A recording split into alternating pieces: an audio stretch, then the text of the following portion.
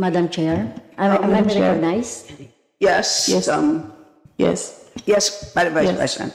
I would like to forgo the opportunity to defend the budget in a question and answer format.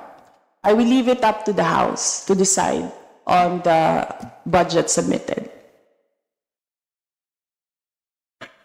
Madam Vice President, we have 17 members listed for interpellation, and as you know, you've been here many times for our budget briefing, that this is an important part of the budget briefing.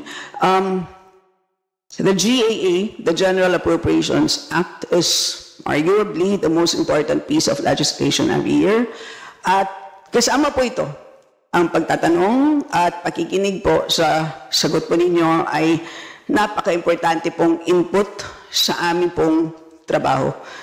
So, yun po, kami po ay, we will proceed to ask questions. Madam Chair, my answer for every question will be I will forgo the opportunity to defend the budget of the Office of the Vice President through a question and answer. And I will leave it to the House to decide on the budget submitted. So, magsasayang tayo ng oras dito, paulit-ulit yung sagot. That is acceptable to us. Unless I hear any objection, that is acceptable to us. Okay. Because it is, I believe, karapatan din po ng bawat Pilipino na marinig po nila ang katanungan po ng 17 po na nakalista sa ngayon.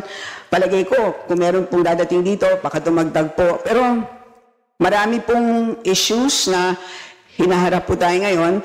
Kayo po mismo, nakikinig po kami sa inyong speech po kanina, kahit na hindi po siya related po sa ating budget. Marami pong na-spark na mga tanong, kaya palagay ko, kaya nga sinabi ko kanina, ilimit natin ang mga tanong tungkol sa budget. So, yun po. So, kung kayo po ay binigyan po namin ng pagkakataon na i-share po ang insights, kami rin po ay magsasabi din po ng aming mga katanungan. So, with that, the Deputy Minority Leader, Madam Franz Chair, Castro, may now proceed. With all due respect, I will not Madam Chair. repeat my question every time, my answer every time there is a question. And may I seek permission that every time there is a question, that is my answer. Madam Chair, I will call you and you can do as you please, Madam Chair. But I will recognize you. Okay. And then, Madam Chair, may I be given the opportunity to explain why I will not and I will forgo the opportunity to defend the budget in a question and answer in the committee and leave it to the House of Representatives to decide on the budget submitted. Madam Chair, point of order. Kasi po, tapos na ang presentation time kanina, so that was the opportunity for the resource person para magsalita. So now we have formally entered the interpellation period. So mas mainam po na pakinggan na ng Vice Presidente ang tanong na ating mga House members. Tama po. So, the Chair agrees with the Honorable Manuel.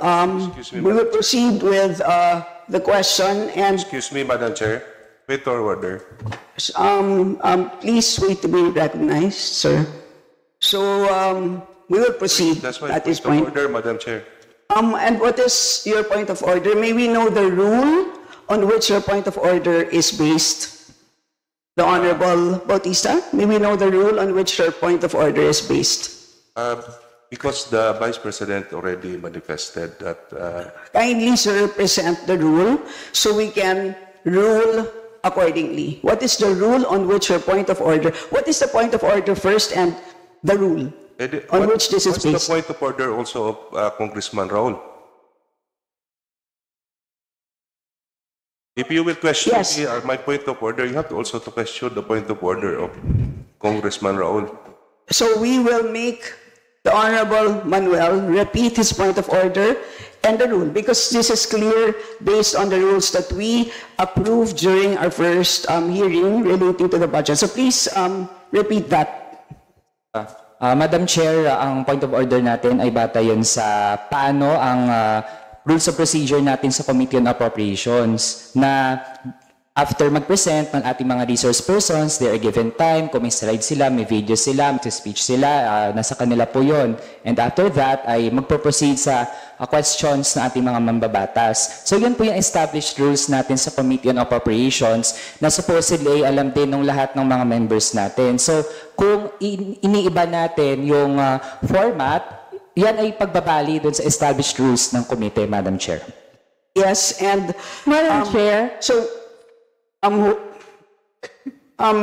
excuse me, Madam Vice President, there's a point of order that was raised, so we have to first rule on that. So there's a procedure that we have to follow. yes, Madam, may I just say that this is not part of the presentation? This is an explanation of my answer. no, but there is a Diba? point of order which we will have to first decide upon.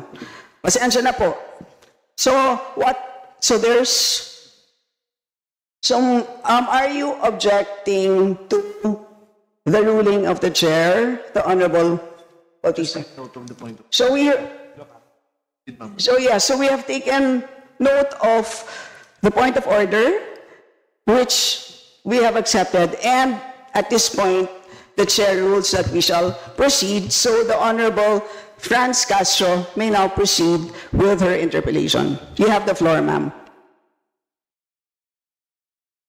So, Madam Chair, siguro first observation, no, yung on the budget for the 2024, yung Vice President na nagsabi, Madam Chair, na slow and low utilization. So nakita naman natin doon sa presentation.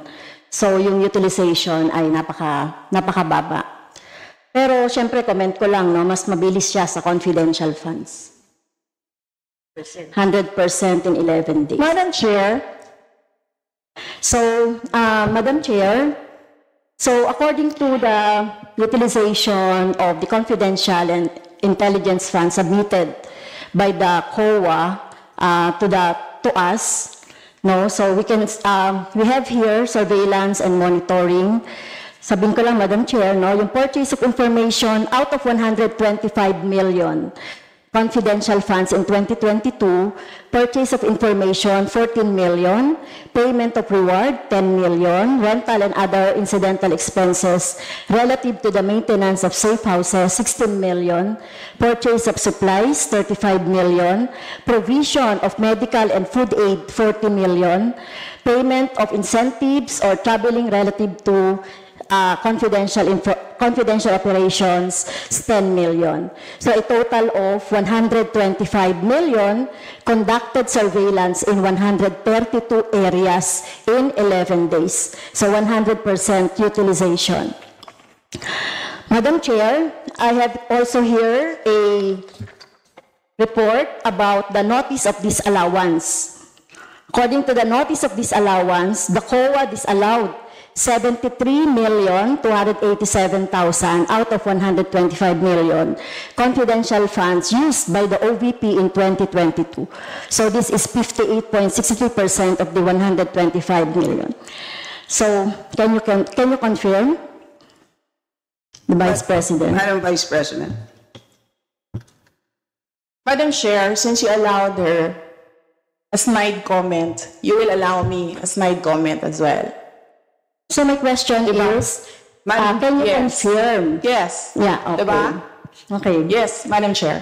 So Before you proceed, may I remind both our guests and our resource You should have reminded her when she said the line, diba? I called your attention, Madam Chair. You did not recognize me. So, ngayon, sasabihin ko na, if you allowed her that, you allowed me a snide comment as well. I don't recall hearing a snide comment, Madam Vice President. Ang snide comment, that's a matter of judgment. So please proceed with Secretariat, Madam proceed Chair, now I would like the with your- Secretariat to repeat the first 3 lines of the Well, comments. point of order, Madam Chair. Point of order, Madam Chair, kasi parang... So let's please proceed with the answer. Point of order, Madam Madam Chair, kasi parang siya yung nagpe-preside eh. Yes, that's right. Kasi inutusan mo Madam yung Vice President. secretariat natin sa Committee on Appropriation. Yes. Alam mo, Some ano, order, di ba? So, please. Yes, okay, thank you, Madam Madam Vice Chair. President, please proceed with the response. There's a question. Please proceed with the response. Madam Chair, I do not understand bakit a person convicted of child abuse is still sitting in a seat. Point of order, House of Chair, ito yung sinasabi Representatives. natin na dinadivert ang usapan sa ating budget hearing. Kung nagawa po niya yan sa Senado, Madam Chair, dapat hindi natin yan pahintulutan dito sa Kamara. You allowed her a snide comment and then you will not allow Please wait a to be snide recognized. comment? Excuse me, our members and our guests. I warn you. Please wait. Don't go into this rabbit hole. Please wait to be acknowledged before you speak. Okay, so at this point, Honorable Manuel. Yes, Madam Chair, again, it's another point of order kasi kapag may mga deliberation tayo, we should stick to the topic. Hindi pwede, Madam Chair, na dinadivert natin yung usapan para hindi natin sagutin yung tanong ng mga mambabatas natin. This is actually the best opportunity, formal proceedings, nakikita po ng publiko para malaman anong sagot ng Vice Presidente. So hindi po natin napapayagan ang ganong mga argumento na hindi naman tumutumbok dun sa topic natin. So, Madam Vice Chair, President, there's I will a make this question. easy for you. Please make Sige, ma'am. your responses direct to the point. Sige, ma'am. I will make this easy for you. What rules are we using for this budget hearing? We have our rules Yes, ma'am. adopted by the Committee on Appropriations. Right, okay. We searched for that rule. So, we only found the general rules. So, we have a copy of the rules for the budget hearings. Well, as far as I'm concerned, mas importante ang rules para sa amin. Kayo po, ang kailangan nyo lang marinig is yung acknowledgement for you to begin to speak. Yun lang po ang pinaka-importante para sa guests. Sa totoo lang po. Yes, ma'am. So, ang pinaka-importante, yes, you may proceed. At saka po yung adjournment. Yun lang po. Yung termination po. Yun ang pinaka-importante lang po. For the rules, yun ang ay importante para sa members. But we may provide the copy to you. Yes, So ma'am. please proceed and answer the May we question. request a copy? Yes, yes, absolutely. But Yes. please, there is a question. And do you want us to repeat the question? And we will not penalize you all the time. I don't You can repeat the facts from the notice of disallowance. I don't need the repeat of Honorable the Franz. question. Yes, Honorable Franz Castro, you may repeat your question on the notice of disallowance, I believe. Yeah, tama, Madam Chair. So according to COA, the notice of disallowance is amounted to 73,287,000 out of 125. At ito po, Madam Chair, yung mga breakdown ng mga disallowed na mga na mga purchases. So reward payment of 10 million, payment of rewards, various goods, 34.857 million. Payment of rewards, medicines, 24.93 million. Tables, chairs, desks, computer and printers, 3.5 million. So, ang question, Madam Chair, so yung letter A, B, and C, so nakita naman natin nandoon yung sa joint circular. How about yung ito, no? How about yung mga tables, chairs, desktop, computer na umabot po ito sa 3.5 million. So pwede bang maipaliwanag kung bakit ito pinurchase, Madam Chair? Madam Vice President. Madam Chair, I still request for the rules of the budget hearings. Okay, Vice President. gusto mo sagutin ko, ma'am. Yes, Madam. This is a hearing of the budget of 2025. Nasaan dito ang confidential funds? Yung tanong niya, Madam confidential Chair. funds. Nasaan dito? Honorable Madam Chair, Franz, ito yung continuing, ano ko pa to, no? Continuing questions pa natin noong 2024, during the last budgets. Hindi na ipaliwanag itong 125 million na alam naman natin na wala ito sa budget ng 2022. So, ito, Madam Chair, sa rule naman natin, lahat dito tinatanong no? So, according to the budget, whether it is in the past, kasi nakikita natin yung utilization noong mga budget, kahit na yung past years, ay pwede natin busisiin dito, Madam Chair. Tama ba ako, Madam Chair? I will agree with you, the Honorable Franz Castro. You may proceed, Yes, Madam ma'am. Vice President. Yun yung sagot ko, ma'am. Nasaan ang topic natin dito at ang pinasubmit ninyo sa amin is the budget proposal of 2025. Where in the budget proposal of 2025 is the item confidential funds. In aid of legislation nga ninyo, nakalagay nga doon sa rules ninyo, diba? The discussion should be germane to the topic. The topic is the 2025 budget proposal.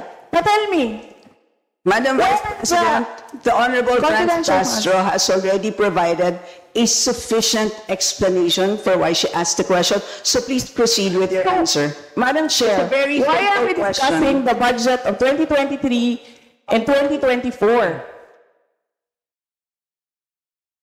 Honorable Franz Castro. So, kung ayaw niya sagutin, Madam Chair, so let me go through na lang with my question. Kasi related naman ito. Remember, Madam Chair, pinwestiyon natin ito noong last year at yung 125 million na ito ay hindi ito maipaliwanag, no? Dahil nga confidential no? Nagtago sa word na confidential. At ngayon, kailangan nating maipaliwanag at it is in the interest of the people. Yung 125 million na ito, Madam Chair, kaya kailangan ito na mabusisi at kailangan ito maipaliwanag ng OVP. Kaya hindi tayo pwedeng questionin ng mga rules, questionin ng mga topic, etc. Dahil related din naman talaga ito sa budget, Madam Chair. Madam Chair, Yes, you may proceed. I request that the chairperson of the Finance Committee preside over this hearing. Madam Vice President, with due respect, you are not allowed to do that, Madam Vice President. You are not allowed to introduce any motion. You are a research person this hearing, Madam President. I did Vice not move, President. ma'am. I requested as your research person, I requested So that the your request chairperson is of the denied, committee. Madam Vice President. Just please answer the question. The issue on confidential funds falls squarely within our discussion of your 2025 budget. Narinig mo yung sinabi niya, ma'am? Narinig mo yung please proceed. makikinig ka sa kanya kanina? Absolutely. Walang rules dito. Please proceed and answer the question. It's a very simple question. Diba? Please explain the specific spending on those items that she enumerated, amounting to a total of, Honorable Franz, do you want to Amounting repeat to a that? total of 73.287 million. So, dahil may notice of disallowance, so ibig sabihin, Madam Chair, illegal ito at not in accordance with the joint circular by the COA, DBM, and other related agencies. So, kung ito ay dinisallow, so ibig sabihin, illegal yung paggamit nito. Madam Chair, nitong mga items na binanggit ko po, Madam Madam Chair. Chair, Madam Vice President. you cannot allow a member of the House to just claim that it is illegal.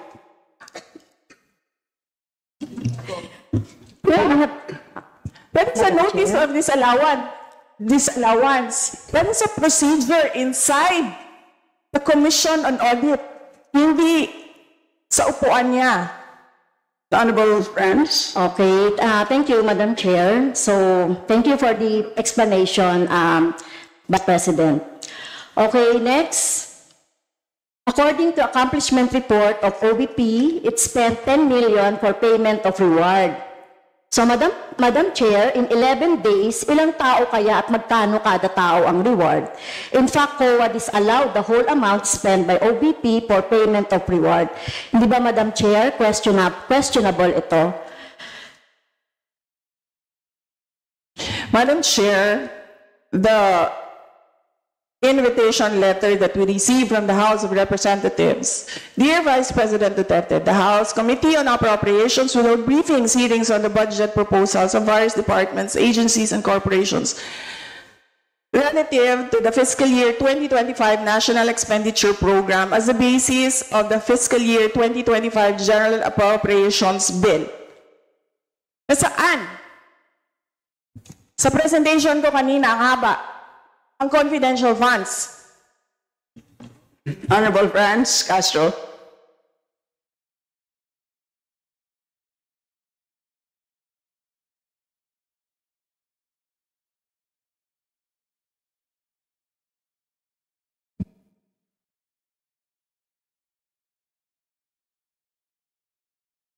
Can we request our technical people to fix the mic?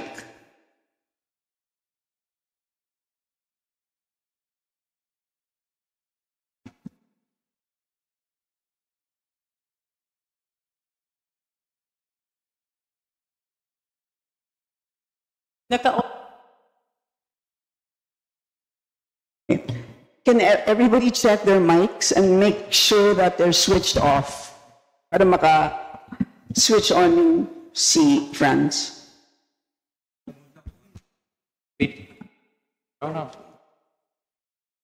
Meron na ako. Meron na. Add even yata to.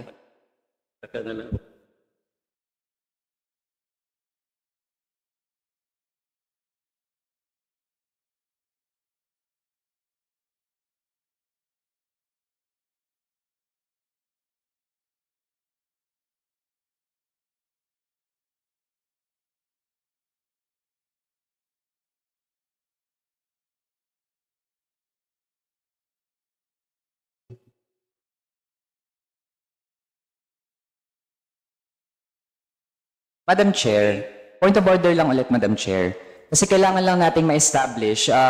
I would assume hindi naman po pinanganak kahapon ng ating resource person. Practice po natin sa Madam House Chair, that is a polite remark. na para po tayo ay makapagtalakay ng budget na pinopropose para sa susunod na fiscal year. Chine-check natin paano din gumagastos yung mga ahensya even in the current year and in the past year. Also, Madam Chair, Section 162, Rulings as Precedents, rulings on questions raised by members shall form part of the parliamentary practice of the House. At practice po natin since time immemorial na hindi lang po ang proposed budget yung tinatalakay. Kasi yung performance ay dapat bahagi din ng discussion. Yun lang, Madam Chair. Noted. Honorable friends, could you kindly check if your mic works? Okay, thank you, Madam Chair. So yun po, no, yung sinasabi natin kanina, yung payment ng reward, the resource person can answer this. Questionable, tingin ko ay questionable ito. Okay? So, next, according to the accomplishment report, isa sa pinaggamitan ng OBP ng confidential funds ay yung provision of medical and food aid. This is not allowed under the Joint Circular number 2015-01 dahil kailan pa naging confidential fund ang pagbibigay ng ayuda. Or kung ito naman ay ginamit sa mga ginamit na tao or informant in 11 days. So paano kaya ginamit itong 40 million na ito, no, para sa medical and food aid in 11 days, Madam Chair? So yun yung tanong ko. Kung hindi ito ginamit doon sa mga aids, medical aid or food aid, pero paano kaya, Madam Chair, ginamit itong 40 million na ito as a medical and food aid ng ilang tao in 11 days. So yun po yung tanong natin, Madam Chair. Madam Vice President. Madam Chair, the subject of this hearing is the OBP 2025 budget proposal. We do not have an item of confidential funds in the OBP budget proposal. Honorable Branch. So, may I continue, Madam Chair? Isa sa bumubukol na confidential fund ng OBP noong 2022 ay nasabi ko na, Madam Chair, yung medical and food aid at saka yung mga purchase of supplies. According to the accomplishment report, the OBP spent 40 million now for medical and food aid in 11 days. So, ang ibig sabihin nito, Madam Chair, konting math, pumapatak na 3.64 million kada araw ang gastos, no, para sa food and medical aid. So hindi natin maintindihan, Madam Chair, paano ito ginastos in 11 days, no? 3.64 million kada araw dito sa item na ito. Madam Vice Do you want to President. comment? Madam Vice President. I did not call you, ma'am. It was Representative Arroyo who called you. The chair would like to remind both the resource persons and the members to please wait to be acknowledged before you speak. Yes, ma'am. So, Tinawag you mo mean, ako. yes, For what, ma'am? to respond. So any comment, Madam Chair, dun sa sinabi natin based dun sa accomplishment report. So kung gagamitan natin ng konting math, 3.64 million kada araw ang gastos para sa medical and food for 11 days. For how many people ba ito? Madam Chair, the topic and the invitation of the House of Representatives to the Office of the Vice President for this hearing is the 2025 budget proposal. There is no confidential funds in the 2025 budget proposal. For the information of the body, the letter that we sent, our Madam Vice President, reads as follows.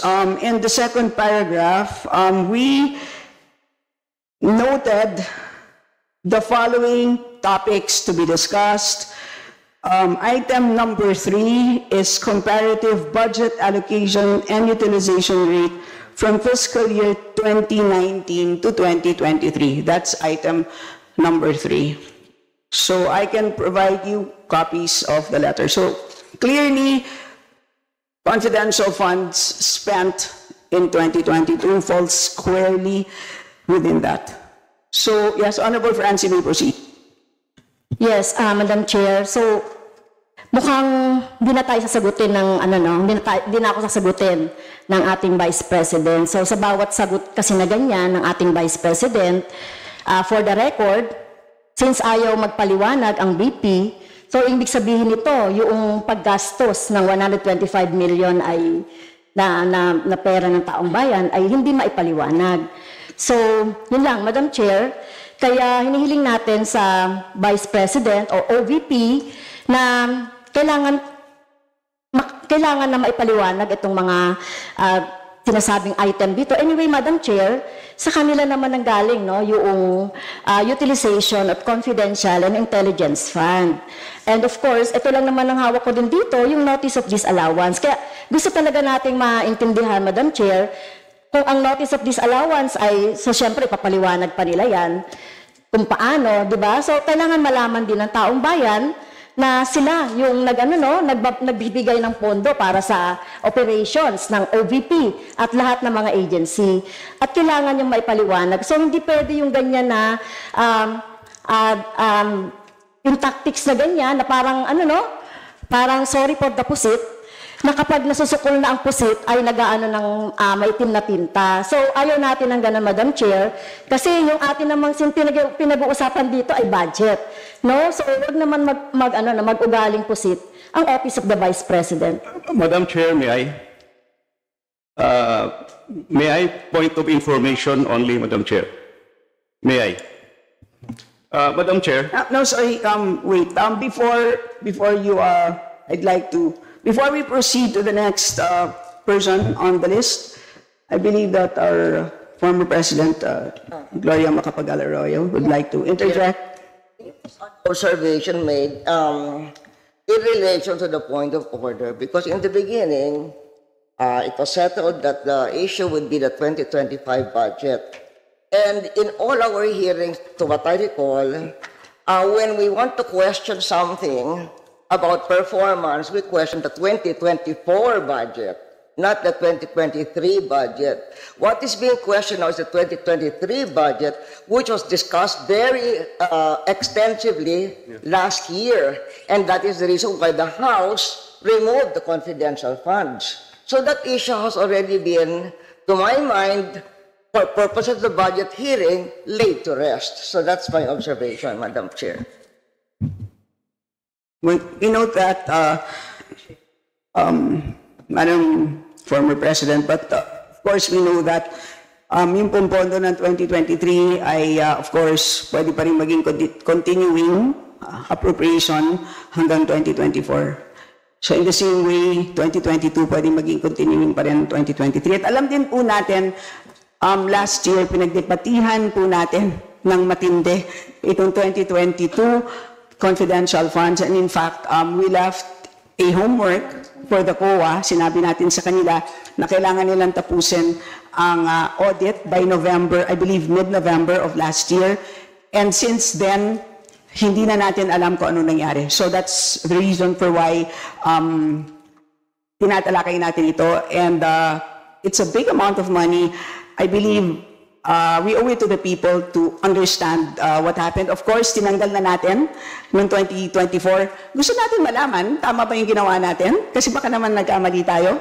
So I think it's worth assessing what we did in 2024 in order to know what to do in 2025. So with that, let's proceed with our next Madam Chair, may I? Is this just a point of order?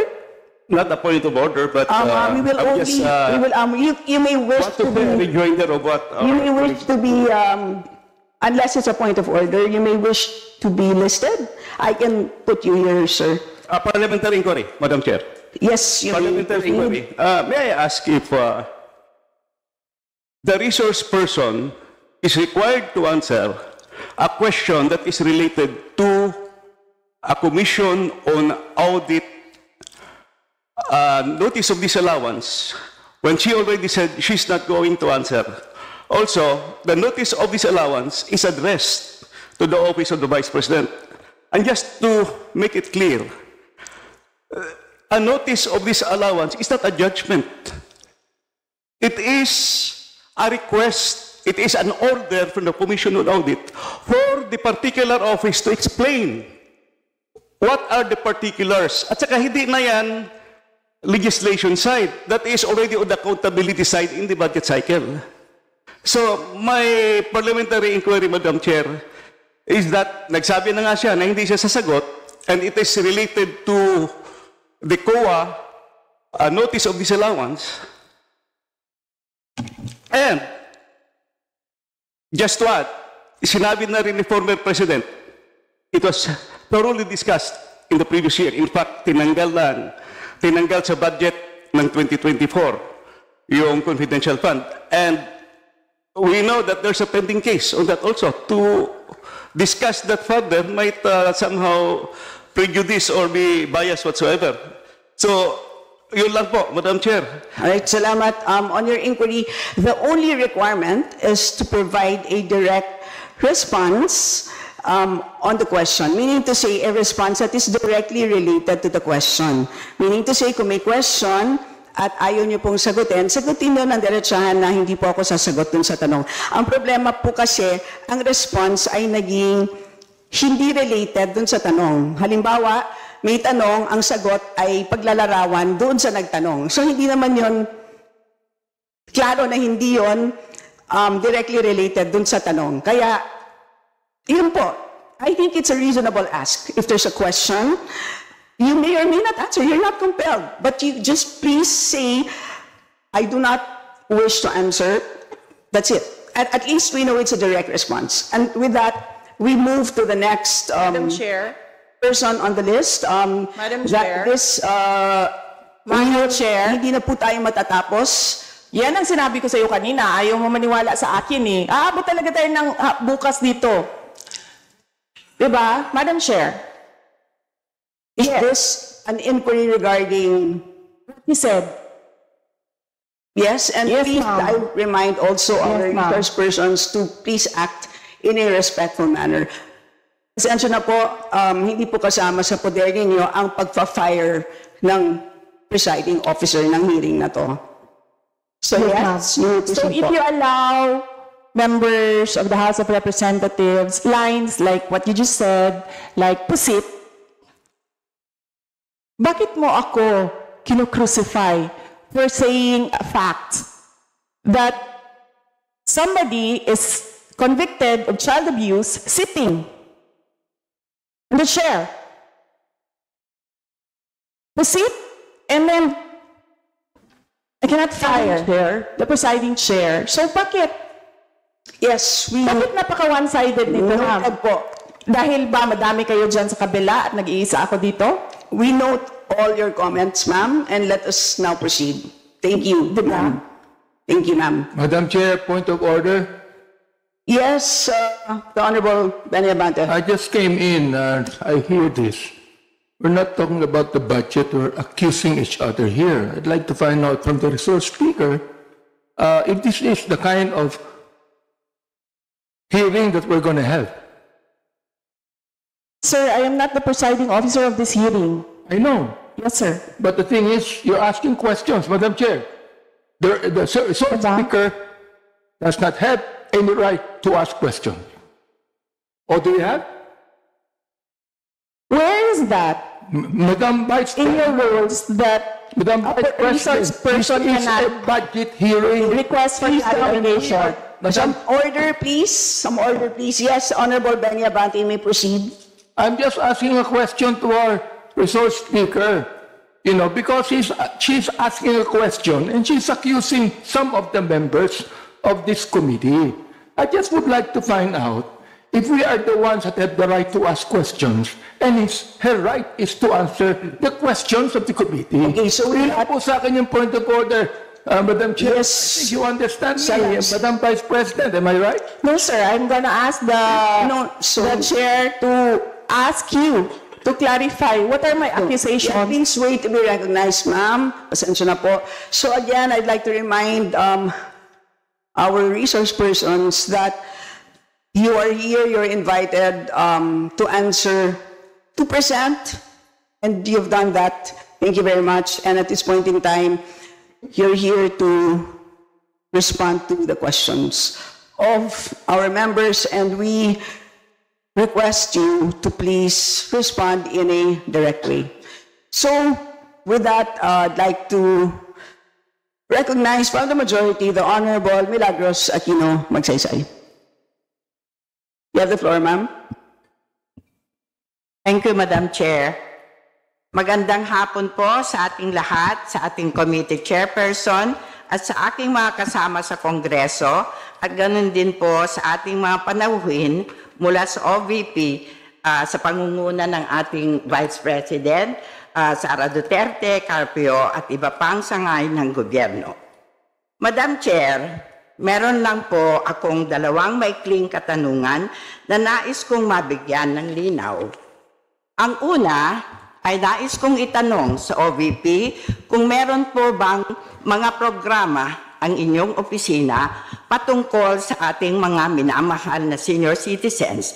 At kung meron po, pwede po bang paki-furnish ang aking office ng listahan para naman po alam ko kung ano po ang isasabihin ko sa aking mga senior citizen na pakinabangan naman sa Office of the Vice President.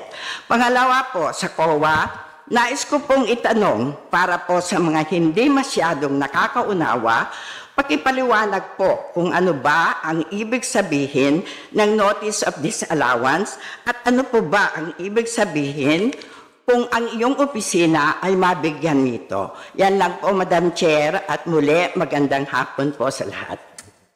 Okay, salamat. Let's begin with the first question. Madam Vice President.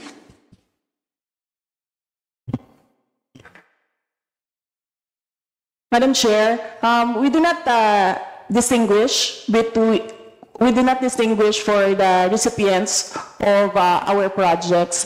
Senior citizens can readily avail of the medical and burial assistance, the non-negotiable DAI, and other projects of the OVP, including the kalusugan food trucks during calamities and the libreng sakay. So, ma'am, hindi po kami nag-exclude ng mga senior citizens. Welcome po sila lahat sa mga projects ng Office of the Vice President. Salamat, Madam Vice President. So, pwede kong sabihin sa aking mga senior citizens na pwede silang mag-avail ng medical assistance and financial assistance. Yes, ma'am, of course. And then we do have the senior citizen express lane, ma'am, for senior citizens sa aming mga opisina. Your second question, ma'am, is the notice of disallowance. Vice President, I believe that was addressed to the Ako po inano yung question. Okay. Which means the chair recognizes